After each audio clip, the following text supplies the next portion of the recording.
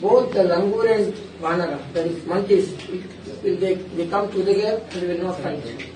Second is Rama with Sugriva, not with Hanuman. Where Rama met Sugriva here. Third is Rama did Chaturmasa, that place is Malayavanta, where you find Rama, Lakshmana, Sita in sitting position. You won't find anywhere in the world Rama sitting alone. If Rama is there, sitting posture, Sita Mata will be on his lap. These are the three proofs that Rama came here. During Dwapara, Pandavas came here and did Abhishekam to Virupasha and did Pratishtha in the name of Draupadi.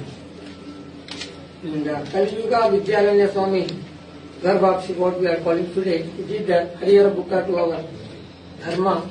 And with him, with them, he established this South India Vijayanagara Empire, which consists of 8 states now.